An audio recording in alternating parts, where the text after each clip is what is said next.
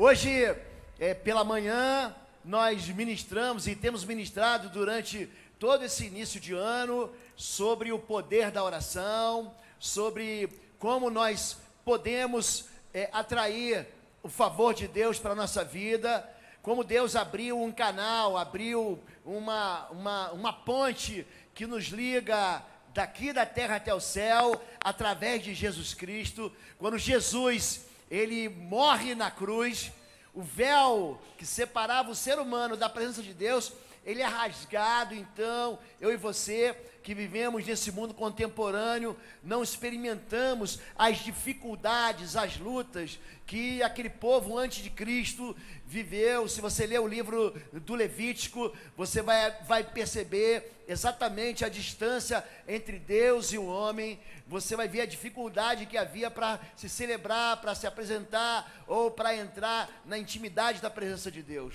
O livro do Levítico é um livro marcado por sacrifício. Ele não fala de levitas, ele fala do sacerdócio.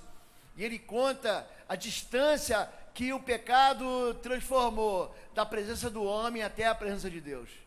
Ali no livro do Levítico, você vai ver sacrifícios que são feitos com todo tipo de ofertas, ofertas pacíficas, ofertas de comunhão, ofertas de perdão, para que o homem fosse aceito. Mas quando Jesus, ele na cruz, realiza a obra do seu sacrifício, ele entrega a sua vida, ele fala: a minha vida ninguém mais atira, eu a vou entrego, eu dou porque eu quero dar. Ali na cruz, Jesus, ele abre esse espaço, esse contato. Então, a partir daquele momento, o ser humano, ele pode falar com Deus, e Deus ouve o ser humano. Quando em Jeremias, Deus está tentando atrair de novo o coração do homem que estava mergulhado na idolatria, ele vai dizer: buscar-me-eis e me achareis, quando me buscardes de todo o vosso coração. Serei achado de vós, diz o Senhor. Deus é um Deus que quer ser achado, Deus é um Deus que quer ser encontrado, Deus é um Deus que não se esconde, mas o nosso pecado faz separação entre nós e o nosso Deus. Então, a oração, ela é capaz de não só levar aquilo que a gente tem para Deus, mas trazer aquilo que é de Deus para a gente. É isso que Jesus falou na oração do Pai Nosso, quando ele diz: venha a nós o vosso reino, seja feita a tua vontade aqui na terra, como é feita no céu. Quando Pedro recebe autoridade junto com os discípulos, Jesus diz: aquilo que você ligares na terra será ligado no céu. O apóstolo Paulo diz que Jesus Cristo, ele faz convergir todas as coisas no céu e na terra.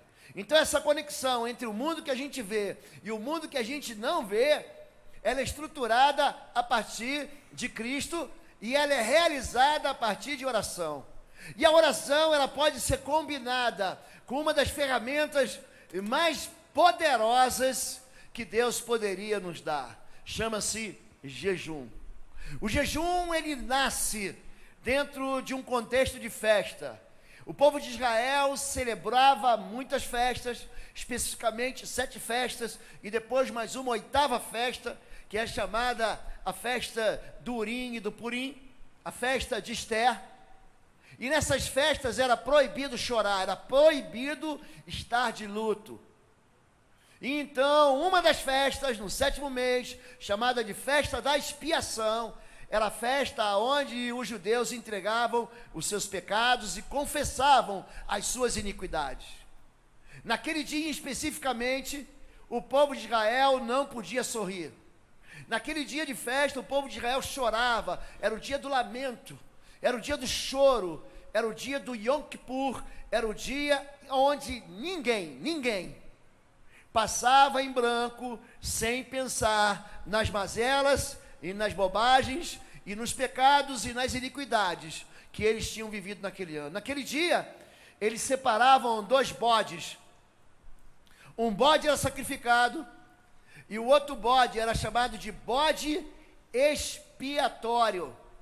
Ele expirava no sentido de retirar, não é ficar olhando pela fresta da porta, espiando alguém. Ele retirava o pecado, e aquele bode era enviado para o deserto, como que ele, se ele levasse os pecados de todo o povo de Israel sobre o deserto. Então o sumo sacerdote colocava a mão sobre a cabeça do bode e comunicava os pecados de Israel, e aquele bode levava os pecados embora. Tudo isso fazia parte apenas de um ritual que ia preparar o povo de Israel para receber Jesus Cristo como o Cordeiro de Deus que tira os pecados do mundo, que expia os pecados do mundo. O povo de Israel, em vez de entender esse símbolo, simplesmente ficou preso nos símbolos. O jejum, então, como uma ferramenta de poder, é uma ferramenta capaz de colocar não só o poder de Deus na sua vida, mas colocar o pior dos poderes de joelhos. Quando em Mateus capítulo 17, os discípulos são confrontados com uma situação muito difícil. Há uma criança endemoniada. Jesus, junto com Pedro, Tiago e João, tinham subido o Monte Tabor. Ali há uma experiência chamada de Monte da Transfiguração, quando Jesus, o seu rosto brilha, assim como o rosto de Moisés havia brilhado lá em Êxodo capítulo 34, há uma conexão, significa que a presença de Deus estava lá. É por isso que ele diz: brilhe, portanto, a vossa luz entre os homens. O mundo espiritual percebe aquilo que você não percebe, o mundo espiritual vê luz em você, apesar de você não perceber isso. E ali, quando Jesus desce, há uma confusão, e o pai de uma criança, desesperado, agoniado, ele pergunta para Jesus: Senhor, eu trouxe o meu filho aos teus discípulos, ele está endemoniado, e teus discípulos não conseguiram libertar ele. Jesus então me traz a criança, liberta a criança, e aquele alvoroço se desfaz. E quando os discípulos estavam com Jesus, eles perguntam: Senhor, por que nós não conseguimos expulsar aquele demônio?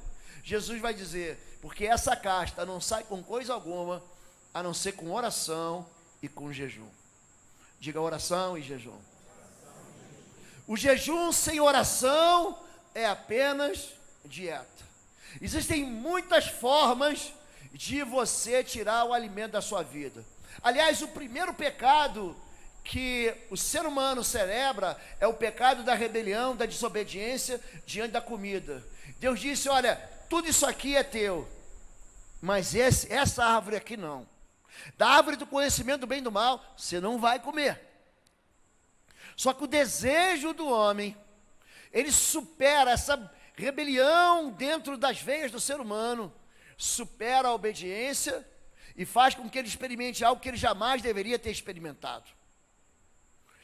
Essa desobediência faz o homem se separar de Deus.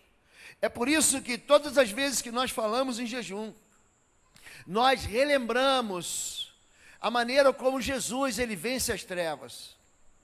Em Lucas capítulo 4, em Mateus capítulo 4, você vai conhecer a história quando Jesus ele vai para o deserto, levado pelo Espírito, para jejuar por 40 dias. Esse é o chamado jejum normal. Lucas capítulo 4, verso de número 2.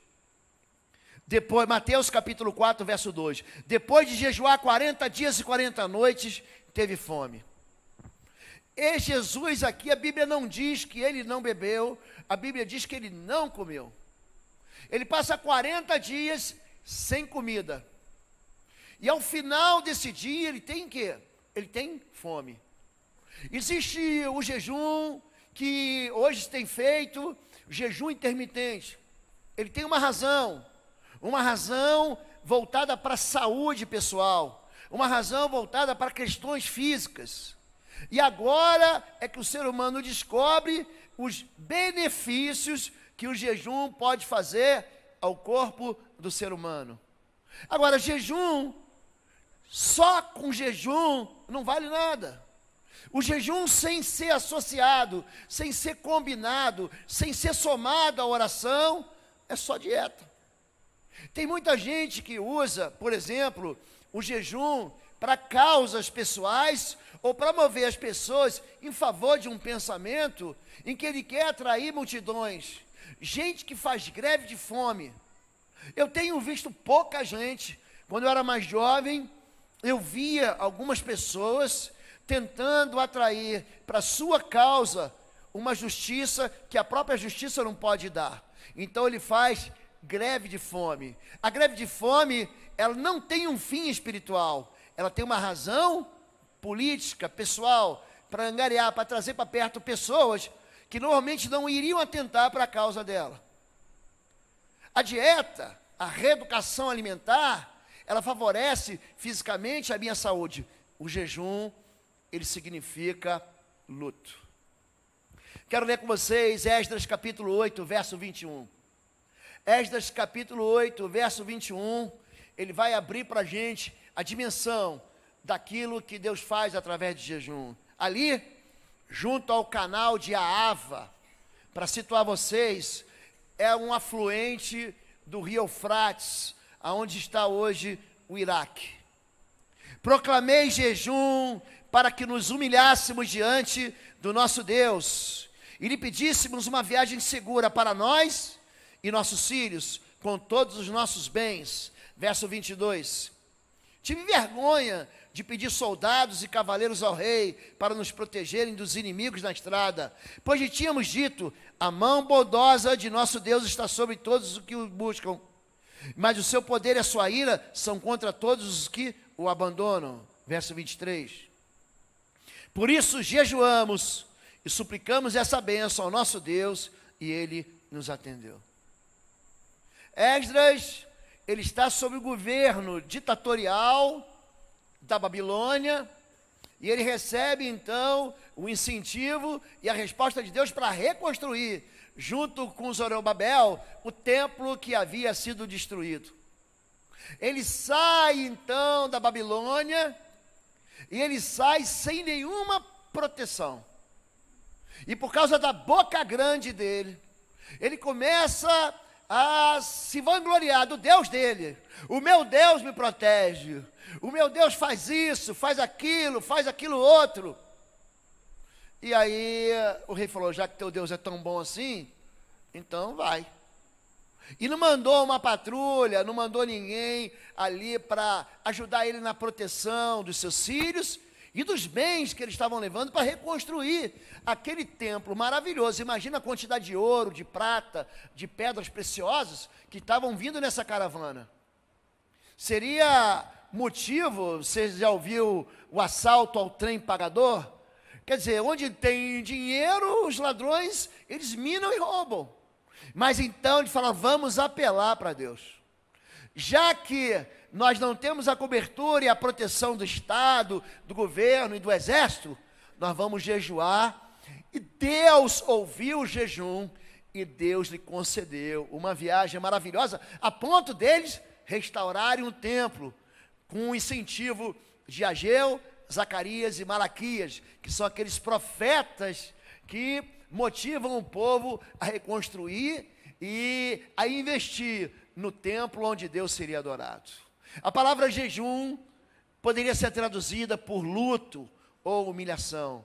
No Antigo Testamento, em hebraico, jejum é tizom, que significa abstenção. Eu vou me abster, eu vou tirar da minha vida o prazer. Foi isso que Daniel fez. Daniel capítulo 10, verso 2 e verso 3. Daniel, durante 21 dias, Daniel capítulo 10, verso 2 e verso 3, durante 21 dias, ele jejua. Naquela ocasião, eu, Daniel, passei 3 semanas, diga, chorando. Verso 3, não comi nada saboroso, carne e vinho nem provei, e não usei nenhuma essência aromática, até se passarem 3 semanas. Ele escolheu, ele se recusou a ter prazer. Comida dá prazer, o sabor dá prazer. E aqui durante 3 semanas ele comeu, mas ele não comeu nada, absolutamente nada que lhe dava prazer. Ele durante 21 dias, ele se põe a buscar a Deus, por causa de uma resposta que o agoniava. Durante 3 semanas, ele faz o que nós chamamos na Bíblia de jejum parcial. O jejum parcial, você tira alguma coisa do seu alimento, você tira a carne, você tira o café, você tira o chocolate, você tira aquilo, o churrasco. Ele tirou aquilo que dá alegria. A única razão de alegria naquele tempo era o vinho. Então ele tira os alimentos que dão prazer, e ele diz: passei 3 semanas chorando. Ele está dizendo que não havia razão para que ele se alegrasse, havia um luto, havia uma espécie de dor interna. É isso que Jesus está falando com os seus discípulos. Mateus capítulo 9, verso 14, Jesus, ele responde uma pergunta dos discípulos de João Batista. Os discípulos de João Batista, em Mateus capítulo 9, verso 14, vão dizer o seguinte: então os discípulos de João vieram perguntar-lhe: por que nós, os fariseus, jejuamos, mas os teus discípulos não? Jesus respondeu: como podem os convidados do noivo ficar de luto enquanto o noivo está com eles? Virão dias, quando o noivo lhe será tirado, então jejuarão. Quando é que nós jejuamos? Quando há tristeza, quando há falta. Você imagina, no dia da festa do casamento da tua filha, do teu filho, você tirar aquele dia para jejuar? O dia da alegria, você tirar para você jejuar? Você está desconectado com aquilo que a Bíblia diz. Jesus está dizendo para eles: como que eles vão ficar tristes se eu estou com eles? O jejum é essa manifestação de tristeza. A palavra no grego, no Antigo Testamento, tison hebraico, no grego é nesteia, que significa luto. Você já ficou de luto, você já perdeu algo, você já foi separado de algo que você nunca mais ia ver, de alguém que você nunca mais vê. Tem gente que perde o celular, fica de luto. Tem gente que perde o emprego, fica de luto. Tem gente que perde o ano reprovado, fica de luto, alguns. Tem gente que perde alguém que ama e fica de luto. Essa é a sensação do jejum. Essa é a experiência do jejum. É uma experiência de tristeza, é uma experiência de agonia. O filho do rei Davi, ele nasce e com 1 ano de idade ele fica doente.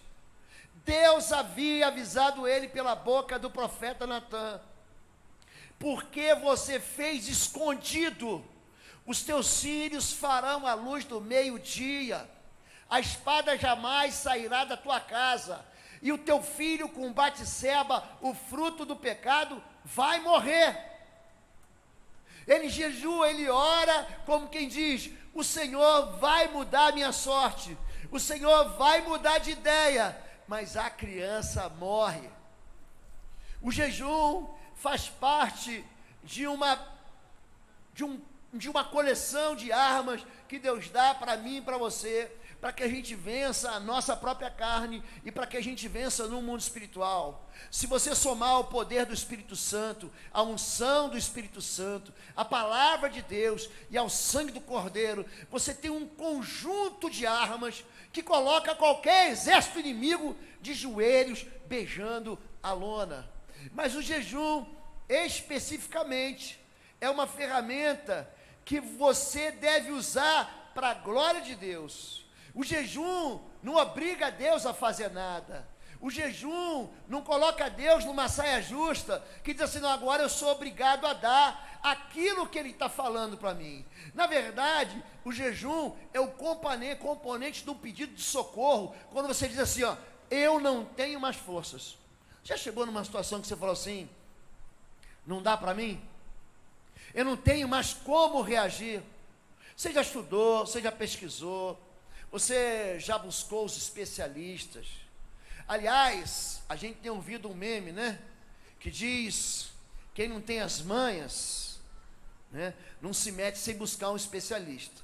Você já tentou tudo na tua vida, você já buscou todas as tuas forças, você já criticou, você já brigou, já saiu no tapa, você já buscou o psicólogo, o psiquiatra, você já buscou o cirurgião, o engenheiro, você já buscou o advogado e o juiz, você buscou o pastor, nada funcionou. Naquele momento em que nada funciona, aí você se atreve a falar, já que a minha carne é fraca, eu vou ficar mais enfraquecido e vou buscar a Deus. Foi isso que o rei Josafá fez. Segundo Crônicas, capítulo 20, a partir do verso 3, ele recebeu uma notícia muito dura.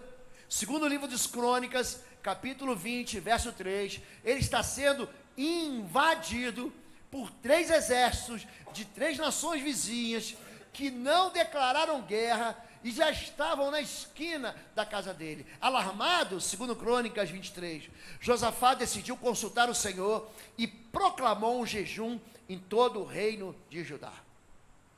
Reuniu-se, pois, o povo vindo de todas as cidades de Judá para buscar a ajuda do Senhor. Josafá levantou-se na assembleia de Judá e de Jerusalém, do templo do Senhor, na frente do pátio. Josafá está vivendo aqui uma experiência terrível. Josafá, ele está cercado, ele não tem exército preparado, ele não tem uma força de combate, uma força de reação que possa resolver o problema dele. Eles avisam assim, se ajuntaram os reinos de Moabe, um pedacinho da Jordânia e da Arábia Saudita, os reinos de Amon, um pedacinho da Jordânia e do Líbano, e os habitantes de Seir, um pedacinho daquilo que é hoje a península do Sinai no Egito. Eles já estão em En-Gedi. Gente, En-Gedi é ali, no centro de Curitiba. É daqui ali. A gente sai de Jerusalém, a gente fala assim, gente, hoje vamos visitar o deserto da Judéia, a região de En-Gedi, onde foram achados os manuscritos do Mar Morto, ali aonde Davi se escondeu nos buracos para fugir do rei Saul. Aí você entra no ônibus climatizado, água gelada, Wi-Fi. Aí quando você senta, você começa a conversar com o irmão, deu 15, 20 minutos, você já está ali. Significa o seguinte, o problema que você vai enfrentar, você não vai ter possibilidade de se preparar para ele. Está aí, está na tua cara, está na esquina, está ali do lado, está a 20 minutos. Ele só teve uma coisa para fazer. Na véspera da batalha, o que ele faz? Ele reúne todo o Judá e fala assim, vamos jejuar. Ele vai dizer, eu não tenho força nem estratégia. Ele abre a janela e diz, mas os meus olhos estão no Senhor. Verso de número 9. Vem um profeta e diz o seguinte, vocês não precisarão lutar nessa batalha. Todas as suas posições, tomem suas posições, permaneçam firmes e vejam o livramento que o Senhor dará ao Judá, ao Jerusalém. Não tenha medo, nem desanimem, saiam para enfrentá-los amanhã e o Senhor estará com vocês. Ele faz algo que nenhum comandante vai fazer. Ele pega a banda de música, todo quartel tem uma banda de música, porque é ela que dita a velocidade do combate. Quando o homem lutava nas naus, que eram levadas a remo, havia alguém que estava ali num tambor, um tangedor, que dava velocidade com que aqueles homens, eles puxavam os remos. Da mesma maneira, a banda de música, aquela tropa de músicos que acompanham a tropa, para alegar a tropa, para animar, para cantar canções de vitória, foi tirada da retaguarda e colocada na frente. E ele fala assim, essa luta você não vai precisar lutar. Cante louvores. Verso de número 22, a Bíblia diz que quando aquele povo que estava em jejum, e não se vai para a batalha em jejum, aqui Deus quebra as regras aqui. Quando começaram a cantar e entoar louvores, o Senhor preparou emboscadas, diga, emboscadas, contra os homens de Amon, de Moabe e dos montes de Seir, que estavam invadindo Judá, e eles foram derrotados. Você imagina, eles estão vindo contra você, 3 países diferentes, 3 comandantes de exército diferentes, uma força combinada contra você. Eles vão te atropelar, eles estão do lado de você, eles vão chegar velozes, eles são como um trem-bala para te atropelar. Você está preso nos trilhos, você está algemado, você não tem chave para sair dali, você não consegue sair, e de repente, Deus manda emboscada. Quantos aqui estão precisando assim, Que Deus mande emboscadas contra os seus inimigos. Porque se você está precisando disso, querido, o jejum é uma saída que Deus está propondo para você. Existe aqui uma resposta de Deus. Quando eles chegam no dia seguinte para a batalha, num vale chamado Vale de Beraca, ali eles só vão para colher os despojos, porque um rei de Moabe, ele começa a brigar com o rei de Amon, que começa a brigar com o rei dos habitantes de Seir. Gente, eles mesmos se destroem, eles mesmos se capturam, eles mesmos se matam, e aquilo que era um problema para Israel, aquela invasão que era um problema para Israel, se torna motivo de colheita, porque eles vão lá e colhem os despojos de guerra, as riquezas de guerra, as armas de guerra, e eles preparam então um exército que vai viver em paz durante os anos de Josafá. O jejum, ele é capaz de se infiltrar, entrar no mundo espiritual e trazer para o mundo natural aquilo que é impossível. Existe sim o jejum natural. O jejum de Mateus capítulo 4, verso 2, ele é um jejum natural. O que ele tirou? Tirou a comida.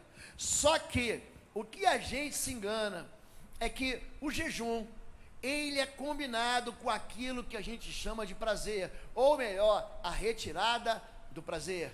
1 Coríntios, capítulo 7, a partir do verso 4, o apóstolo Paulo, no capítulo 7 todo, ele dedica ao casamento, ele dedica à separação, ele dedica ao novo casamento. 1 Coríntios, capítulo 7, do capítulo, versículo 1 até o seu último versículo, ele está falando, ele está explicando melhor aquilo que Jesus já tinha explicado em Mateus 19.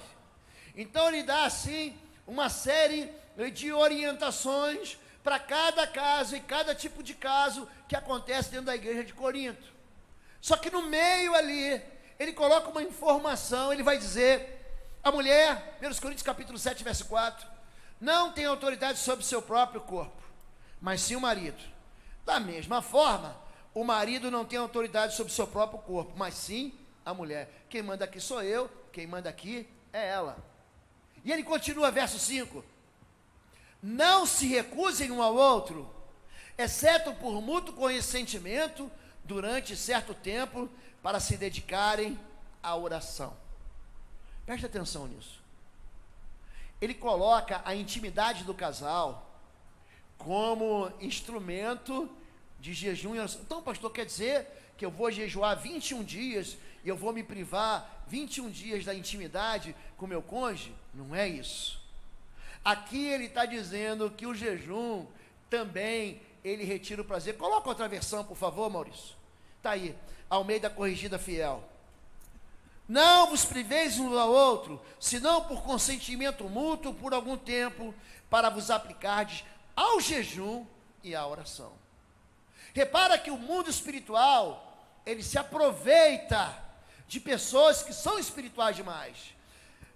E depois ajuntai-vos outra vez, para que Satanás não vos tente pela vossa intemperância. Eu gosto da versão que diz incontinência. Deus está preocupado com a sua intimidade com o seu marido, minha irmã. Deus está preocupado com a sua intimidade com a sua esposa. E Satanás também está. O que ele está dizendo? Ele está dizendo que jejum não é maluquice, que jejum não é coisa de doido. Então, quando você fala de jejum, a impressão que dá é que as pessoas pensam que o jejum que dá certo é o jejum do sofrimento, e não é. As únicas pessoas que jejuaram sem comida e sem bebida em toda a Bíblia foram Moisés, em Êxodo capítulo 34, foi Elias, em 1º livro de Reis, capítulo 19, e foi Esther. Esther chama as amigas, chama Mordecai, o tio dela. Ela precisa apelar ao rei. Ela chama as suas amigas e elas jejuam por 3 dias sem comer e sem beber. Fora disso, é insalubre, é perigoso e pode ser mortal. E Deus não quer que você morra. O jejum faz parte de um momento em que você diz para Deus que você precisa dele, mas jejum não é maluquice. O jejum, ele, quando foi feito por Moisés ele fica na presença de Deus por 34 dias. É dali que vem uma expressão, Deuteronômio capítulo 8, verso 3.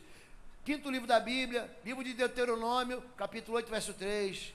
Assim, Deus, os humilhou, os deixou passar fome, mas depois os sustentou com maná, que nem vocês, nem os seus antepassados conheciam. Era um pão que descia do céu todo dia, para mostrar a vocês que nem só de pão viverá o homem, mas de toda a palavra que procede da boca do Senhor.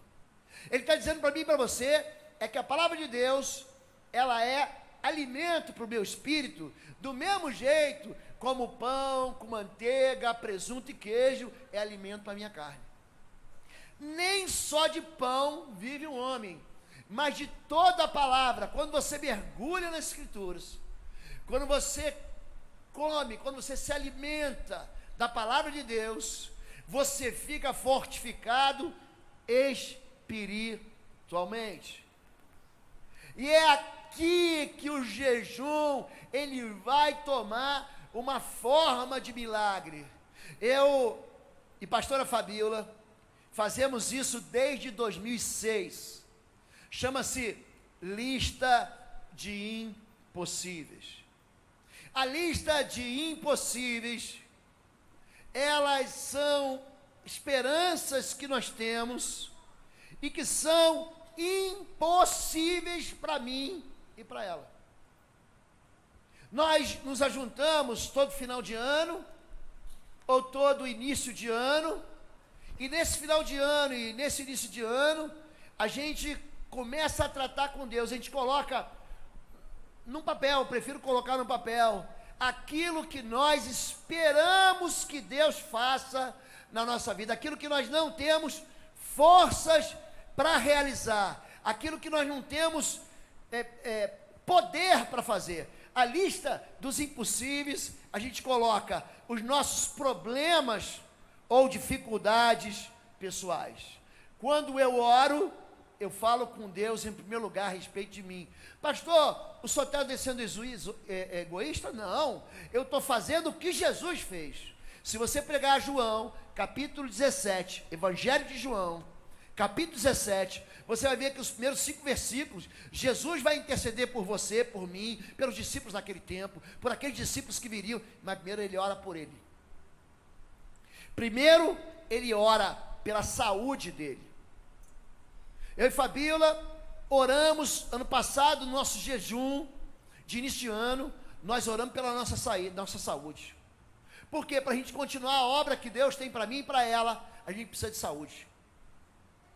Eu falo com Deus e Deus fala, então, para de comer besteira, passa a comer aquilo que é bom, faz atividade física, visite o seu médico, faz check-up anualmente, semestralmente, porque isso também é cuidar. Não adianta só orar, se eu oro para não ficar doente, mas eu tiro a camisa, bebo gelado, saio com o peito aberto na geladeira, ando descalço, tomo friagem. Você não quer ficar com dor de garganta? Daqui a pouco você está com febre, daqui a pouco você está com uma infecção. Então, a oração me traz para o prumo de Deus. Eu oro por mim, eu oro pela minha saúde, eu oro pela meu casamento, eu oro pela minha família. Escute isso. Não existe nenhum dia na minha vida que eu não ore pela minha família. Que eu cite meus filhos, meu genro, minha nora, meus netos, a minha mamãe, a minha sogra, meu sogro, os meus irmãos. Não, isso não existe na minha vida. Não existe um dia na minha vida em que eu não fale com Deus a respeito dos meus bisnetos. O Natan, meu netinho, nem casou, mas eu estou falando com Deus a respeito da mulher de Deus, que esse rapaz, que esse meu neto, vai encontrar lá na frente. Eu não quero perder a minha família, eu tenho consagrado ela no altar. Pastor, pode ser que você não esteja nem vivo quando seu neto nascer. Eu posso não estar vivo, mas Deus está ouvindo minha oração hoje. Ele está ouvindo meu clamor hoje. Eu falo com Deus a respeito daquilo que eu vivo, daquilo que eu vou experimentar nesse ano, mas também em 2024, 2025, 2030, 2040, porque esse dia vai chegar se o Senhor não voltar. A minha lista de oração fala sobre sonhos e projetos pessoais. Hoje de manhã, no culto da manhã, não tinha mais espaço para ninguém sentar. E aí, lá embaixo, no Ministério Infantil, a Nahália, que é uma mulher extraordinária, nossa ministra de crianças, ela é especializada, gente, ela bate o olho e ela vê os nossos filhos, e ela é capaz de identificar, de discernir transtornos do espectro autista, transtorno opositor, desafiador. Oi, gente, um rápido intervalo. Você que ainda não é membro, seja membro do canal para nos abençoar. Dá um like, compartilha. E se você quer crescer em libertação e batalha espiritual, vai lá na nossa loja www.institutoexodo.com. Os nossos livros estão lá que vão fazer você crescer nessa área e se tornar um valente na batalha. Deus te abençoe. Transtornos que nós pais não percebemos. Ela sabe que está na hora da criança tirar a fralda. Eu falei, como você sabe disso? Quando a criança salta com os 2 pés e consegue subir sozinha, sem apoio de mãos, 5 degraus, ela está pronta para tirar a fralda, porque ela já consegue segurar o esfíncter, ela já controla o diafragma. A especialização dela faz com que eu creia naquilo que ela me diz. Pastor, isso é demanda, isso é necessidade. Hoje o Ministério Infantil, aquela sala de 2 a 3 anos, que a gente celebrou no passado, que bom, já não cabe mais. É por isso que nós pedimos que as mamães que têm filhos com menos de 2 anos, não fiquem lá. Porque as crianças de 2 a 3, elas sofrem um estresse desnecessário. Então aquelas mães que precisarem amamentar, elas vão usar a sala VIP. Elas vão para a sala VIP da casa para amamentar lá. E lá vai ter o culto sendo transmitido online para você. Mas ela fala, pastor, até quando vai ser isso? A gente não cabe mais. Ou você acha, num dia como esse, você acha muito bom aqui ter o Jump. Os seus filhos estão recebendo uma mensagem ao coração deles, dentro da linguagem do entendimento e da alegria deles. Vai no Jump, para você ver se eles cabem lá. Eles não cabem mais lá. Aí eu saio por aqui, pela rua, olhando os prédios para falar, meu Deus, eu preciso disso, a igreja precisa disso, nós precisamos de um estacionamento maior, nós precisamos de uma área maior. Por quê? Porque a igreja cresce e você tem que dar, não é conforto isso, gente, isso é necessidade. Então os meus projetos pessoais, eles entram na minha lista de impossíveis quando eu não tenho como realizar. Eu falo, Deus, ó, essa bronca aí é tua, meu Deus. Segura no colo, porque isso aí é do Senhor. Porque o que eu posso fazer, eu faço. Mas aquilo que eu não posso fazer, só o Senhor. Eu oro pelo trabalho, pelos negócios. Você deve orar por causa da justiça, pelos seus dons ministeriais, pela vocação e unção. Nós fizemos essa semana, entre os pastores, começamos cedo e terminávamos tarde aqui, a semana Start Bom Retiro. Nós alinhamos, planejamos, a nosso planejamento de ministrações está feito desde junho do ano passado. Uma das coisas que nós precisamos organizar para que a igreja cresça, o quê? É a própria igreja. Nós não somos mais uma igrejinha que a gente faz de qualquer maneira. Ai, pastor, eu quero interferir no culto. Ai, pastor, eu quero dar um testemunho. Ah, pastor, eu preciso... Gente, não tem mais condição de fazer isso. Se você quer celebrar um culto, de fato, em que você adore a Deus, você ministra a palavra de Deus, você tem que organizar tudo.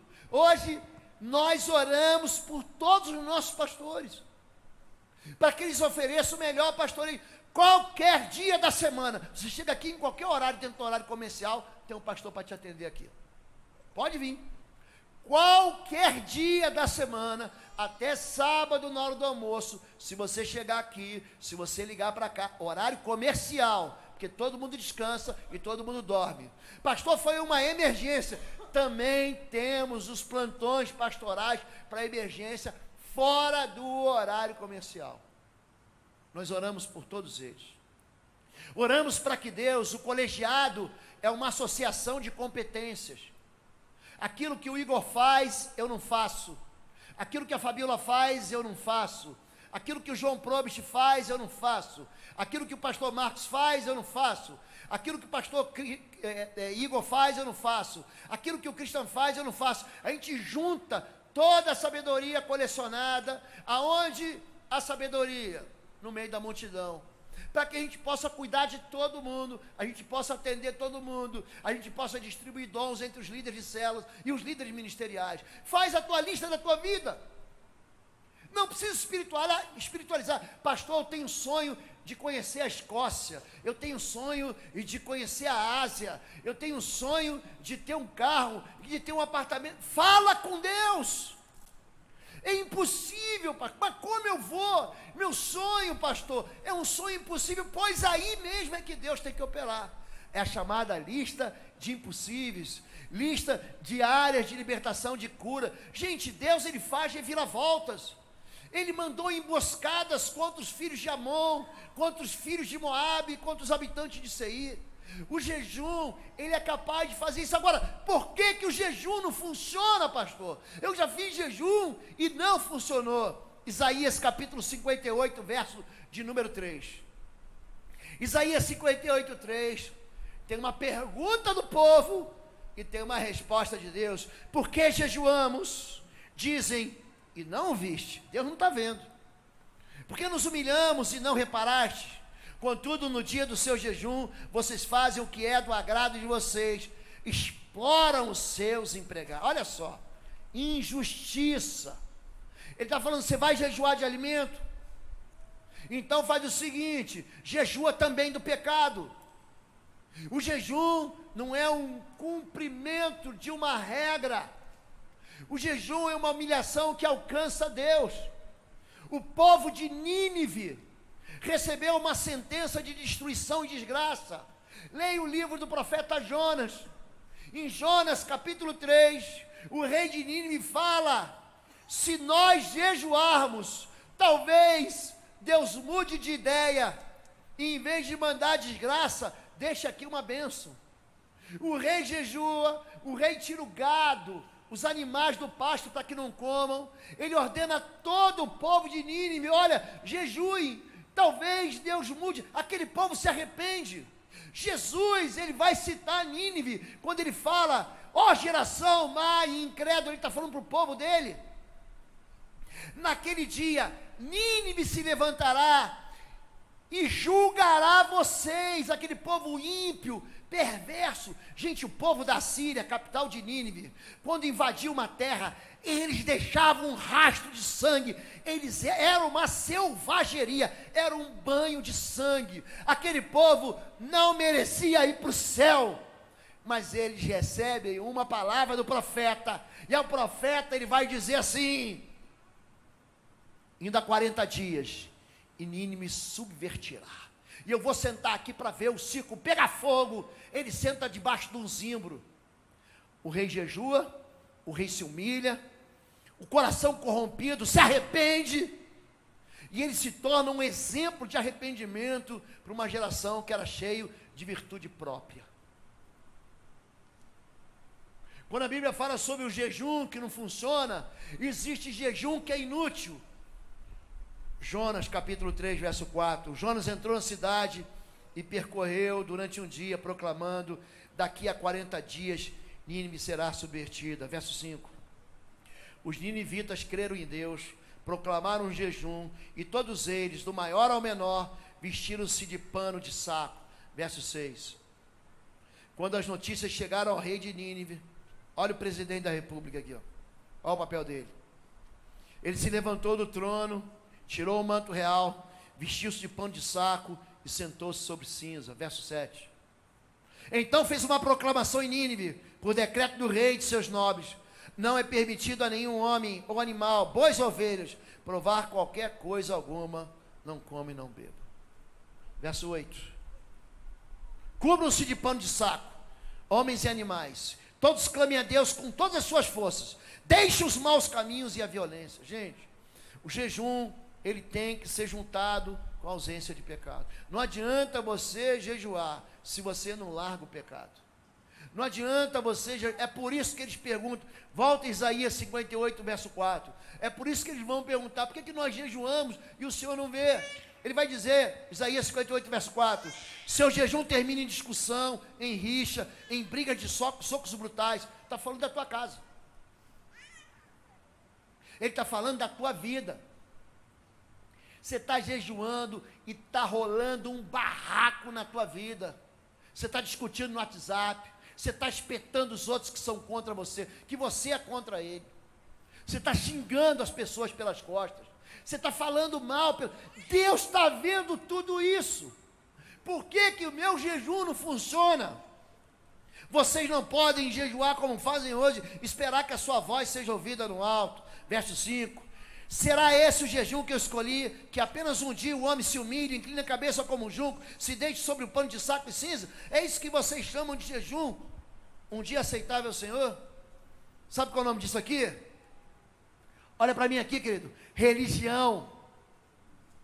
Eu era religioso.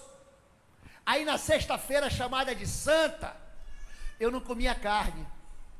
Durante o ano inteiro eu aprontava.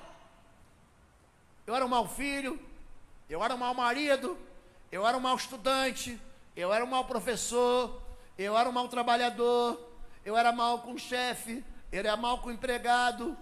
Eu aprontava. Aí na sexta-feira santa, que eu faço? Na sexta-feira santa eu não como carne, aí eu vou para o céu. Besteira! Isso é bobagem. É isso que você acha que eu quero? Que um dia você fique bonzinho? É isso? Ele está falando de uma vida que funciona longe do pecado. Vocês estão compreendendo isso? Verso 6. O jejum que desejo não é este? Soltar as correntes da injustiça, desatar as cordas do jugo, pôr em liberdade os oprimidos e romper todo jugo. Para de fazer maldade, meu irmão. Não é partilhar sua comida com o faminto, abrigar o pobre desamparado, vestir o nu que você encontrou e não recusar ajuda ao próximo? O jejum, ele está juntando aqui a bondade. Você não envergonhar as pessoas com a nudez. Não pegar gente. Tem gente que faz maldade nas redes sociais. Alimenta e colabora com um monte de mentiras. Não, mas eu recebi do amigo e do amigo que... Esse é confiável, gente. Se não vai abençoar, se não vai ajudar, se você vai destruir uma vida, não faça isso. Você gosta de ficar nu na frente de todo mundo?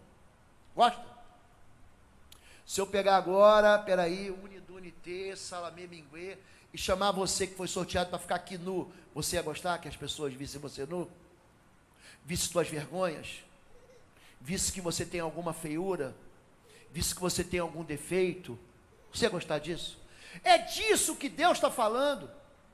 Não fica pensando que Deus está falando com outra pessoa. Ele está falando com você. Ele está falando com a tua realidade imediata. Ele está falando com hoje. Está falando com a tua vida. Está falando com o momento que você vive no trabalho, com o momento que você vive em casa. É disso que ele está falando. Ele está falando que a gente ajuda quem está próximo. Você não precisa ir longe para ajudar as pessoas. Ajuda quem está contigo. O teu próximo é o teu próximo. O teu próximo é quem vive perto da tua realidade. É o teu próximo. Verso 8. Aí sim, a sua luz irromperá como a alvorada, e prontamente surgirá a sua cura. Sabe por que você não é curado? Porque o teu jejum é um jejum que não solta as correias da injustiça. Sua retidão irá diante de você, e a glória do Senhor estará na sua retaguarda. Cuidado com jejum inútil. Jejum é maluquice? Não, pastor. Eu não posso fazer um jejum que eu vou ficar preso, sequestrado nele. Não posso.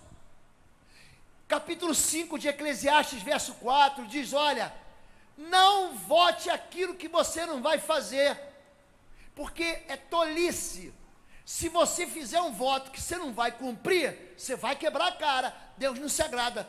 Quando você fizer um voto, cumpra-o sem demora, pois os tolos desagradam a Deus. Cumpra o seu voto. Ah, eu vou jejuar 100 dias, que não faça isso. Ah, pastor, eu vou jejuar e vou tirar tudo. Eu já fiz jejum, que eu sabia o que eu estava fazendo. Eu falei que pela manhã, tem uma vez eu fiz o jejum, falei, essa televisão está tomando demais o meu tempo. Eu tenho que estudar, eu tenho que preparar sermão, eu tenho que escrever livro, eu tenho que cuidar das pessoas, eu tenho que descansar. E essa televisão não me deixa. O que eu fiz?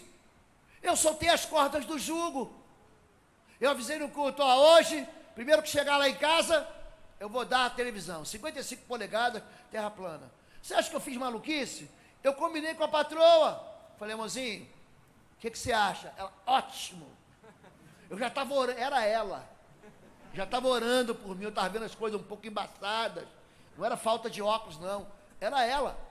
Demos a televisão. Foi uma libertação, gente. Naquele tempo nós jejuamos de um monte de nojeira, de um monte de confusão, de um monte de tramóia que entra por aquela televisão que você é obrigado a engolir. E eu investi meu tempo com Deus. Cuidado com o jejum de aparências, para a gente encerrar. Mateus capítulo 6, verso 16. Jesus está ensinando a orar, está ensinando a ofertar, está ensinando a jejuar. Quando jejuarem, não mostrem uma aparência triste como os hipócritas, pois eles mudam a aparência do rosto, a fim de que os outros vejam que eles estão jejuando. Eu digo a verdade, que eles já receberam a plena recompensa. Diga recompensa. Quando você ora em secreto, Deus te recompensa publicamente. Sim ou não, gente? Quando você dá e a tua mão esquerda não sabe que a tua mão direita deu, Deus te recompensa? Sim. A Bíblia diz que quando você jejua em secreto, Deus te recompensa. Olha para mim. Não é para zoar o almoço da família. Não é para bagunçar com a cabeça da sua sogra que faz o almoço, a janta. Você pode dizer para eles, olha, essa semana eu estou jejuando. Não há problema nenhum nisso. O problema é você se aproveitar disso para ganhar poder espiritual no meio da igreja. Olha como é que eu jejuo, olha como é que eu sou espiritual, olha como é que eu sou santo. O problema todo é o quê? É você querer uma recompensa por aquilo que você deve fazer, que na verdade, a recompensa quem vem dar é Deus. Então, se você acha muito importante, porque você jejua 1, 2, 3 dias, porque você tirou a salada do seu almoço, se você se acha muito importante, você começa a dizer, olha como é que eu sou espiritual. É gente que se aproveita de um dom que Deus deu para a glória pessoal. Isso é pecado. Isso é o jejum de aparências. Você quer que as pessoas vejam, mas você nunca quis que Deus te visse. O jejum, gente, ele é uma benção. Não faça votos que você não pode cumprir. Se você nunca jejuou, comece devagar. Eu já fiz um monte de jejum. Jejum de 4 dias com pão e água. Jejum só de líquido. Eu tomava sopa, tomava suco, tomava vitamina. Jejum em que você tira, como de Daniel, durante 3 semanas. Ele tirou a carne, gente. Ele tirou o frango, ele tirou a costelinha de porco, ele tirou o bife com ovo, ele tirou aquilo que ele mais gosta. Tem gente que não é carnívoro. Tem gente que falou, pastor, essa palavra churrasco devia estar na Bíblia. Churrasco devia estar na Bíblia, mas não está. Tira o chocolate. Os chocólatras, eu sou chocólatra. Tira o chocolate. Espera para comer lá na Páscoa, que o coelho vai trazer para você. O jejum, ele se abstém da imoralidade. O jejum se abstém da ganância. O jejum se abstém das confusões. Essa semana nós vamos jejuar por vocês. Isso é um papel sacerdotal. Isso é um papel pastoral. Algum pastor na sua vida falou assim, eu vou jejuar por você. Essa semana minha vida vai ser dedicada à igreja de Bom Retiro. Quero que você pense no milagre. Quero que você faça em casa a tua lista de impossíveis. Eu não quero que você jogue nos meus ombros, nem no meu colo, a responsabilidade que é tua. Eu não quero isso. Quero que você jejue comigo, quero que você ore comigo. Se você toma medicação, gente, a medicação exige que você coma. Porque tem remédio que o médico fala assim, ó, come depois da refeição. Você não vai deixar de jejuar. Ou, você não vai jejuar para contrariar as ordens médicas. Deus não gosta disso não, gente. O poder sacerdotal do médico é constituído por Deus. Se ele fala, toma o remédio, toma. Se falar, toma com um copo de leite, tome. Tome depois das refeições, coma. Então você não vai oferecer para Deus um sacrifício tolo. Tem gente que quer oferecer sacrifício tolo. Vou fazer um voto de não dormir durante uma semana. Quando foi que Deus requereu isso de você? Eu vou fazer um voto que eu vou fazer uma tatuagem com o Salmo 16:19. Quando foi que Deus pediu isso para você? Quando foi, gente? Isso é um sacrifício tolo. Deus não recebe. Isso é uma bobagem. Diga para Deus, Deus, essa semana eu vou tirar o café. Eu vou começar assim. Por exemplo, eu não é que eu não tomo, eu não tenho fome de manhã. Meu jeito, minha fisiologia. Eu só vou ter fome lá pelas 11 da manhã. Mas 11 da manhã eu estou com fome de verdade, de verdade. Estou com muita fome. O estômago está ardendo, está gritando assim, e aí meu chapa, vai rolar nada hoje? Então se eu falar assim para Deus, Deus, vou tirar o café da manhã. Para mim isso não vale, eu já não tomo café da manhã. Eu engulo de vez em quando, a Fabíola leva todo dia o café, todo dia. Ela, meu amor, seu café. E eu tomo, porque eu amo, mas se ela também não for, não levar o café, eu não vou sentir nada. Então eu não vou jejuar daquilo que eu já não gosto. Agora, se eu não tiver almoço, eu morro. Ali que está a chave do jejum. Entenderam isso? É ali que está a chave do jejum. Comece devagar. Não precisa fazer maluquice. Não tira água, não tira líquido. Tira alguma coisa que tem roubado teu tempo com Deus, seja rede social, seja WhatsApp. Tem gente que eu acho que se tirar o WhatsApp da vida dele, o celular da vida dele, o smartphone, ele vai ficar que nem aquele pessoal que usa droga, que depois que retira a droga, que sofre de abstinência, começa a tremer. Vamos ficar em pé em nome de Jesus. Vamos orar. Gente, quem quer o impossível aqui? Eu quero. Só que o impossível você vai ter que buscar ele. Busca o impossível no teu Deus. Faz como Josafá. Faz como Jesus falou, ó. Não vai jejuar no dia da festa. No dia da festa não. Agora haverá dias que você não vai estar para a festa. Nesse dia você vai jejuar. O jejum não pode virar uma prática na sua vida, ritual. Agora, nesse momento, nós vamos celebrar a ceia. Eu quero ensinar algo para a igreja hoje. Não se escandalize. Em Lucas capítulo 18, existe uma parábola, só está em Lucas 18, chamada parábola do fariseu e do publicano. O fariseu era um modelo da virtude. E o publicano era um modelo do crime. O publicano era um desprezível. Ele era um fraudulento, desonesto. E vão dois para o culto. O certinho e o todo errado. Dois homens sobem ao templo. E ali no templo, o fariseu começa a orar com ele mesmo. Senhor, te dou graças, porque eu não sou que nem esse publicano, esse miserável aqui, ó. Eu jejuo 2 vezes por semana, dou o dízimo do endro, do cominho, da hortelã. Eu oro de cabeça para baixo. Eu sou santo, eu não passo cheque sem fundo. Ele ora com ele mesmo a respeito das suas próprias virtudes. Ele está obcecado porque ele é certinho, fariseu. Aí o outro cara do lado dele, esse publicano, esse cobrador de impostos desonesto, que tira para o governo e também tira para o bolso dele, e enriqueceu ilicitamente, ele não consegue nem olhar para o alto. Ele olha para baixo e diz: Senhor, tem misericórdia de mim, porque eu sou pecador. Quem foi que ofereceu o melhor para Deus? O fariseu. O fariseu ofereceu virtudes, o publicano ofereceu pecados. Jesus diz: o publicano saiu perdoado, o fariseu não. Esse momento da ceia do Senhor é um momento de inversão. Até aqui nós entregamos o melhor.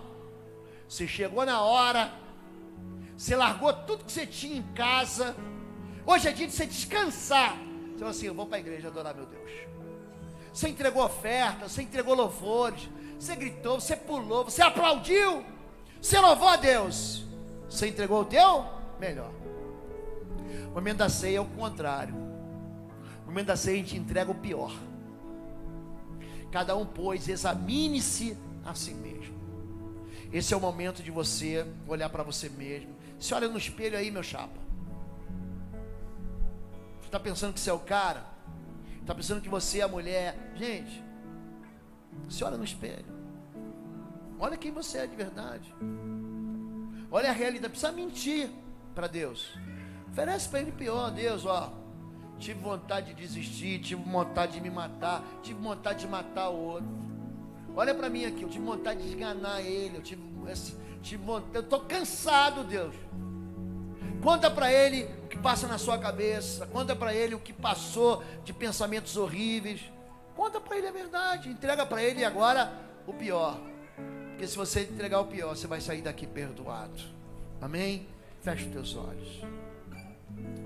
Pensa no milagre, pensa no sufoco, pensa na perseguição, os exércitos em volta de você. Pensa você fazendo uma viagem, precisando de proteção. Pensa na família que você tem ou que você não tem. Pensa na família que você quer ter, que você quer construir. Pensa na sua saúde. Pensa em você. Pensa nos seus sonhos impossíveis, seus projetos impossíveis. Pensa nos dons que você tem pedido a Deus. Pensa naquilo que você quer a Deus. Olha para você mesmo e diz: tem coisas que precisam ser consertadas. Pensa nas suas causas na justiça, nas suas finanças. Pensa agora nas reviravoltas que Deus pode dar na sua vida. Você consegue pensar nisso? Se você quer um milagre, assim, coloca esse milagre na tua mão assim, entrega agora para Deus. Diga: eu quero isso. Essa semana nós vamos jejuar por você. Eu nem sei sobre o que você está pensando. Talvez seu marido não saiba, sua esposa não saiba, seu filho, sua filha não saiba, sua mãe não saiba, mas Deus sabe. E essa semana nós vamos dedicar ao Senhor, para buscar ao Senhor a interferência do alto na sua vida. Pai querido, nós queremos nos juntar aos teus filhos, a Moisés, a Elias, a Esther, a Josafá, a Esdras, ao apóstolo Paulo, ao apóstolo Barnabé. Nós queremos nos juntar àqueles que te buscaram em jejuns, em oração. Queremos rasgar o nosso coração diante do Senhor. Livra-nos de oferecer jejuns inúteis. Livra-nos de nos conformar com uma realidade impossível. Há muitas coisas que o dinheiro pode comprar. Há muitas coisas que a inteligência humana pode livrar. Há muitas coisas que a força pode resolver. Mas existem causas que só o Senhor pode alcançar. Nós colocamos esses impossíveis que nós pensamos agora, e nós queremos colocá-los numa lista de impossíveis e entregar para o Senhor. Nesse momento de jejum, de início de jejum, nós estamos dizendo para o Senhor o quanto nós somos fracos e o quanto nós precisamos do Senhor. O jejum, nós estamos dizendo para ti que nós propositadamente enfraquecemos a nossa carne para deixar só o Senhor receber glória. Pai, recebe a oração do teu povo e recebe aqui a decisão de cada homem e mulher de te buscar em jejum essa semana e sobre toda a sua vida, em nome de Jesus. Você pode dizer amém? Vamos celebrar a ceia do Senhor enquanto nós cantamos. Quero chamar a pastora Fabíola. Quero chamar também, está aqui o Daivan, a Rale e a Dulce. Você pode sair e pegar a sua ceia à direita, à esquerda e lá atrás. Nós vamos cantar uma canção, nós vamos celebrar a ceia e nós vamos nos despedir. Esse é um momento de intimidade que a gente tem com Deus. Todos devem participar. Não fique pensando que porque você se acha horrível, que Deus te acha horrível. Não é nada disso. Deus já te perdoou há muito tempo. Você não está sendo perdoado nesse culto. Deus já te perdoou quando o filho dele morreu por você. Eu tenho incentivado pais e filhos a trazerem seus filhos para a ceia e a celebrarem a ceia. A gente sofre hoje uma covardia. Uma covardia. Os nossos filhos, antigamente nós tínhamos uma campanha para alcançar universitários na faculdade. Eram projetos universitários. Sabe o que a gente tem que cuidar dos universitários na faculdade? Que os filhos estão se perdendo dentro de casa.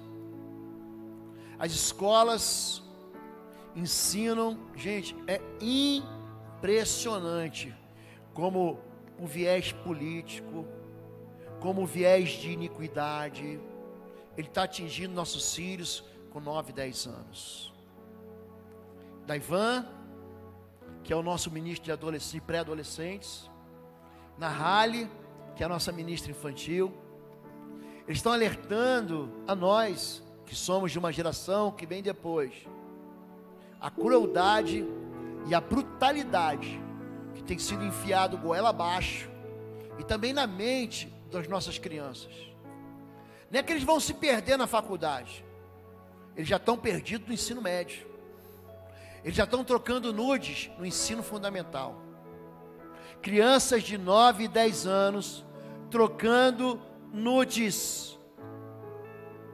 Pais incapazes de educar, incapazes de dizer não, incapazes de exercer uma autoridade amorosa sobre os filhos. Aí sabe o que a igreja faz? Só pode celebrar a ceia quando batizar. A gente espera o filho se perder, para depois o filho se converter, para depois celebrar com ele a aliança do Senhor. Isso é uma mentira que pregaram para mim a vida inteira, e não vai chegar até você não. Ensina o teu filho hoje. Leve a ceia para dentro da sua casa. Se teu filho fizer uma... Não, hoje você não vai ser... Você fez besteira, então é hoje que você tem que celebrar a ceia. É porque você é pecador. Gente, você está achando que a gente é quem aqui? O fariseu ou o publicano? Quem que você acha que você é? Hein? Nós somos todos nós somos o publicano. Você não entendeu a história ainda? Quando você celebrar o pão e o vinho, você tem que entender que isso aqui faz parte de um ensino de Jesus, e que você está esperando Jesus. Quando você come isso aqui, você está dizendo assim: eu celebro a morte do Cordeiro até que ele venha. Vocês entenderam isso? Não esperem tanto. Eu estou ensinando hoje, meu neto Arthur tomou a ceia 3 vezes. Arthur não, Natan. Eu chamo toda hora o Natan de Arthur. Minha filha fica louca. Hoje ele tomou a ceia 3 vezes. Ele nem gosta de suco de uva. Eu boto suco no copo para ele, ele não toma, mas aqui na ceia ele toma. Ensine seu filho desde pequeno. Não deixe ele se perder. 1 Coríntios capítulo 11, verso 23, vai dizer: porque eu recebi do Senhor que eu também vos entreguei, que Jesus Cristo, na noite em que foi traído, tendo tomado pão e dado graças, ele partiu e deu aos seus discípulos, dizendo: esse é o meu corpo que é dado por vós. Ó, não foi de graça não. Você não vai para o céu por causa dos teus lindos olhos verdes. Você não vai para o céu por causa da sua perfeição. Você não vai para o céu por causa das suas virtudes. Você vai para o céu porque Jesus morreu por você. Pode comer o pão.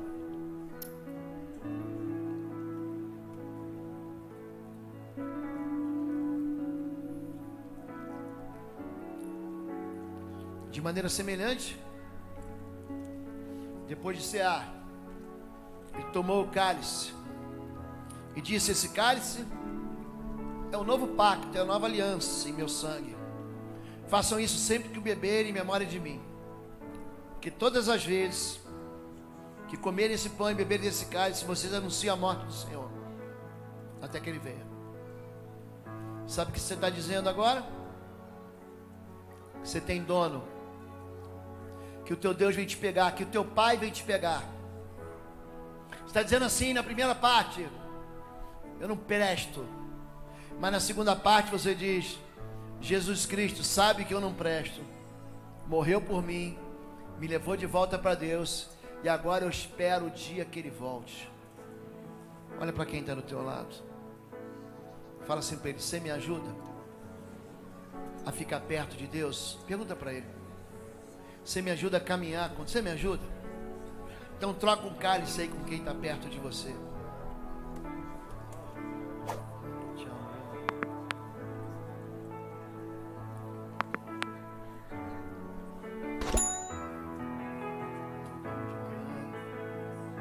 Troca aí, Samuel, comigo. Tira tua mão, Deus. Vamos orar. Vem cá, Ivan. Deus e Pai querido, hoje é um dia especial porque o Senhor fez dele especial.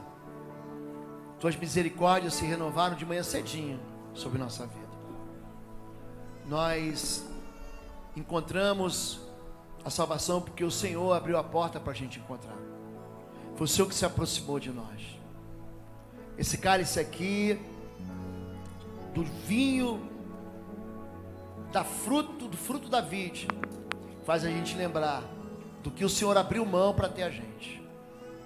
O Senhor abriu mão daquilo que é perfeito, que é Jesus, para tomar para si aquilo que é imperfeito, que somos nós. Te louvamos pelo teu imenso amor e celebramos o cálice, esperando a tua vinda em nome de Jesus. Amém. Pode celebrar.